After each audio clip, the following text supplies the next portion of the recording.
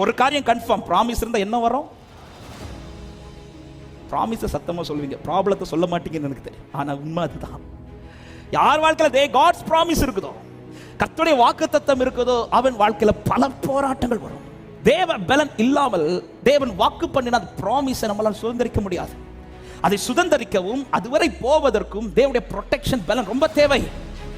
காரணம், ப்ராமிஸ் உடையவன் சந்திக்கிற ப்ராப்ளம் என்பது இந்த பூமியில மற்றவர்கள் சந்திக்கிறது போல இருக்காது. ஆமே, வாக்குத்தத்தம் கிடைச்ச உடனே நமக்கு என்ன தோணும் தெரியுமா? எனக்கு நீ பிரச்சனையே. ஆனால் உண்மையா சொல்லுங்க, வாக்குத்தத்தம் வந்த பிறகு தானே பிரச்சனையே வருது. என்ன போறசா? யோசேப்பு தரிசனத்தை பார்க்கறது நல்லா தான் இருந்தார். எப்போ தரிசனத்தை பார்த்தாரு அங்க பிரச்சனை ஸ்டார்ட் ஆகும். தாவீது அபிஷேக தைலம் ஊட்டப்படுறது வரையில காட்டுக்குள்ள அவர் பாட்டுக்கு ஆடு மேய்ச்சிட்டு இருந்தார். எப்போ அவன் மேல அபிஷேக தைலத்தை ஊட்டுறாரு, அடுத்த நாள் இந்த பிரச்சனை ஸ்டார்ட் ஆகுது.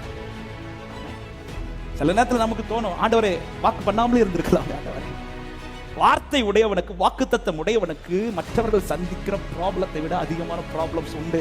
ஆனா ஒண்ணு, அவருடைய ப்ரொடெக்ஷனை தாண்டி எந்த ப்ராப்ளம் ஒன்ன தொட கத்தர் விட மாட்டா. அவருடைய ப்ரொடெக்ஷனை தாண்டி விசுவாசிக்கிறவங்க ஆமென் சொல்லுங்க பார்க்கலாம். உங்களுக்கு உங்க மேல இந்த வாக்குத்தத்தத்தை தர வேண்டும் என்பது தீர்மானித்தது உங்கள் தாயோ உங்கள் தகப்பனோ நீங்களோ கிடையாது, அவர் தீர்மானித்தது.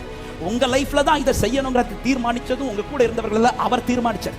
இதை உங்க லைஃப்ல தான் நிறைவேற்ற வேண்டும் என்பதை துடிதுடிக்கிறது நீங்கள் அல்ல, அவர் துடிதுடிச்சிட்டு இருக்கிறார்.